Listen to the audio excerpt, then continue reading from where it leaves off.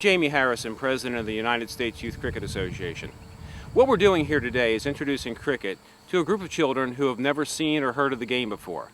They're excited and they're enthusiastic, but they don't know anything about cricket.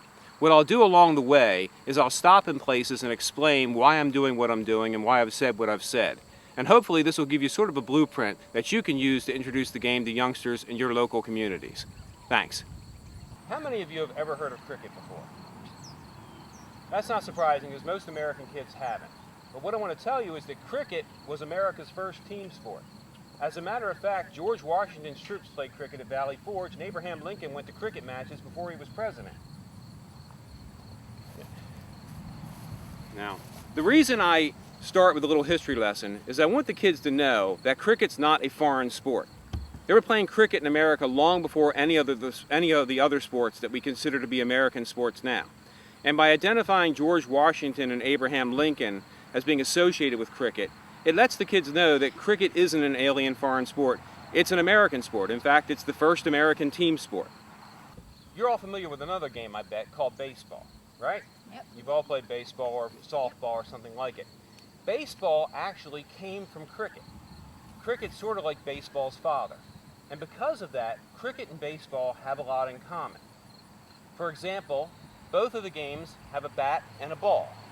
And the object of both games is to hit the ball with the bat and to try and score runs for your team. And each team tries to score more runs than the other team. Now, this is how they're similar, but there are also ways in which they're different. And the ways in which they're different are the ways that make cricket a really, really cool sport to play.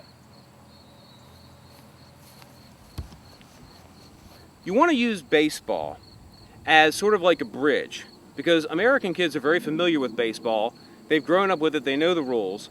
Cricket is very similar to baseball, but it also has some differences. By using baseball as a bridge, you can help make cricket more familiar to them and give them some concepts that'll be comfortable and easy for them to remember.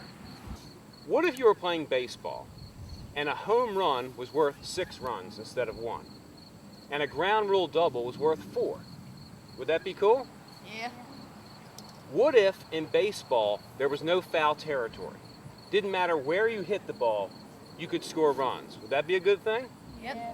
What if there were no balls and strikes in baseball, so you couldn't be struck out or walked?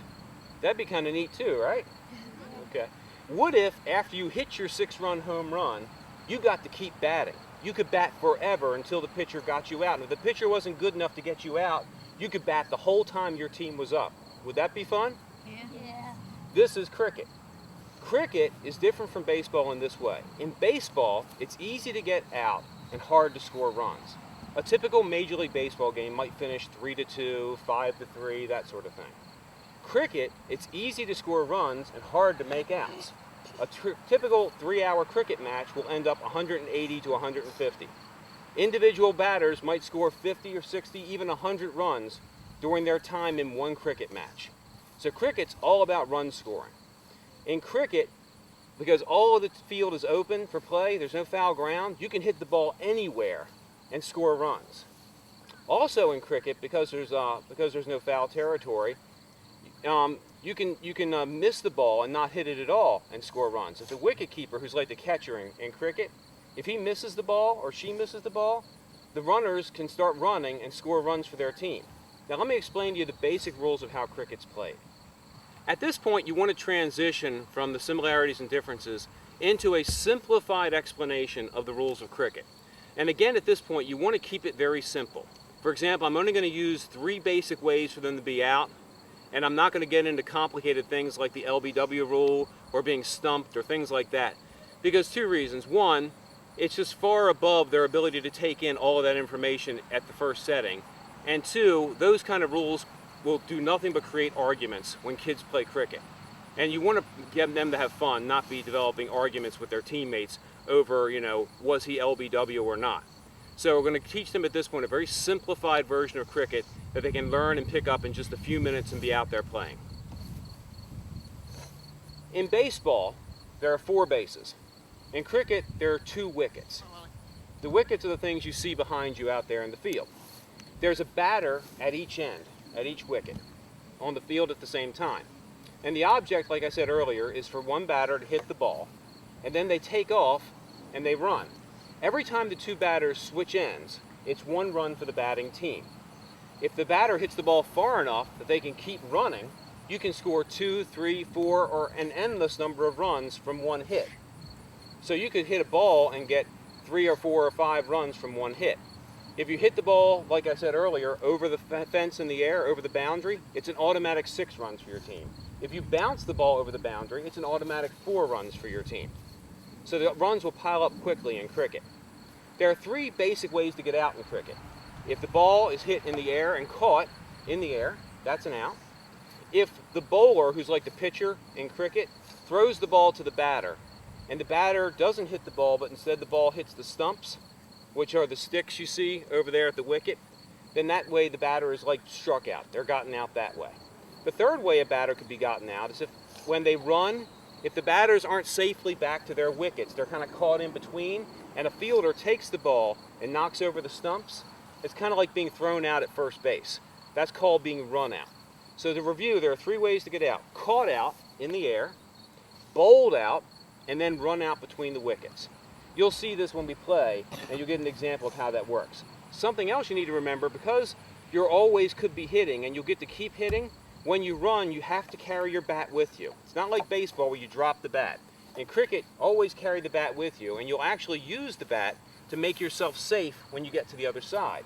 Which brings me to another point. In baseball, you make yourself safe by touching a base with your foot. In cricket, you don't want to do that. You don't want to touch the wicket with any part of your body, because if you knock the stumps over on your own, you could be out. Instead, run safely to the side and use the bat to get across the imaginary line where the wicket would be and make yourself safe that way. Okay, so what does everybody think? We want to play some cricket? Yeah. All right. I have a question. Oh, you have a question, yes. If the fielder throws the ball at the wickets, are you allowed to block it with your head? No, you're not allowed to use the bat or your body to intentionally keep them from knocking over your wickets. Oh, that actually brings me to a good point. I'm glad you said that. One thing cricket prizes above all other things, and this is kind of different from most sports you'll be familiar with, is sportsmanship. They call it the spirit of cricket. Cricket teaches sportsmanship above all else. And for a cricket team to win in an unfair or shady manner is worse than to have lost the game by 100 runs. So cricket will talk a lot in their official manuals and between the players about character and sportsmanship and playing the game fair. And anything that you might do that even hints a little bit of being cheating or not being completely fair to the other team would be very much discouraged in a cricket match. So I'm glad you brought that up. Okay, let's go play some cricket.